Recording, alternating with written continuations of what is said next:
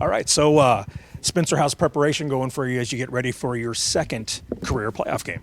It's been going great. Been really locked into the playbook, fixing up the finer details of the game, making sure that I don't make the same mistakes that we made last game. Fix up a few technique tweaks and just moving along.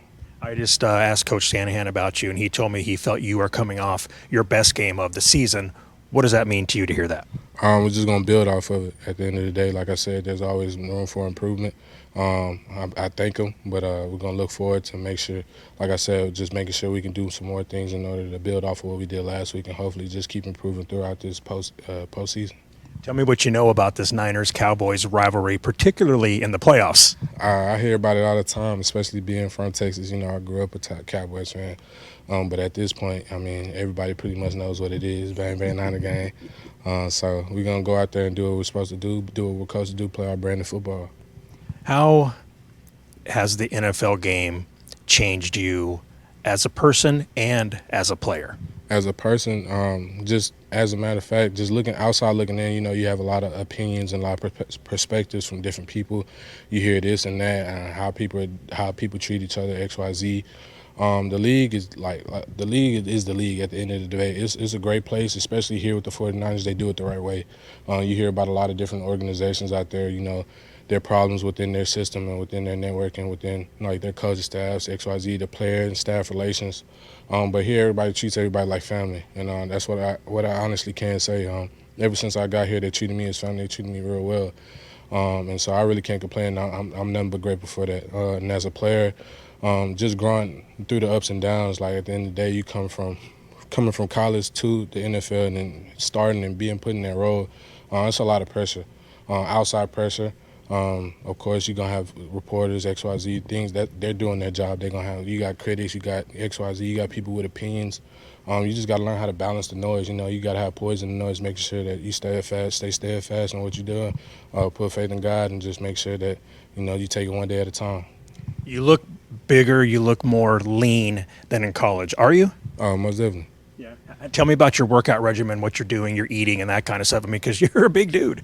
Like I said, I eat steak and greens, baby. Potatoes. I don't eat too much. I stay once you they tell you in the off season, make sure that you get in a routine. Okay. So that's what I really been focused on in the off seasons for sure, was to make sure that I have the routine that I need in order to be successful throughout the season. So I've just been sticking with the same routines, eating the same thing almost every day. You switch it up every now and then. You get a few cheat days, but you got to treat your body like a machine at this level, especially with this lengthy season. So this is one of the longest seasons I've ever played in my life. So I'm just making sure I take everything in cohesive, make sure everything is lined up in order to be successful. Did the speed of the NFL game and just how big and fast and strong those D linemen are, did that surprise you at all? The thing is, you got big, strong, fast people everywhere, regardless of whether it's NFL. Of course, you're talking about the best players in the world at the end of the day. But at the same time, the biggest thing that separates them, I would say pros from college athletes, is just technique. Everything is so fundamental. Even the finest of details make the biggest of differences in gameplay. So I would say that's the biggest thing, and then just the knowledge that's passed around. And of course, there's been a lot of ball played. You got a lot of ball players around this building.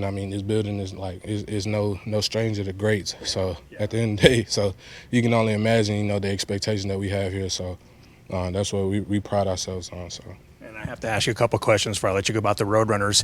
Another Conference USA championship, a great season. Tell me about them winning another title and what that means to you as a UTSA alum. Like I said, that was the dream going into it. When I committed a long time ago, building up a program. Of course, we started from where I'm older than the program. So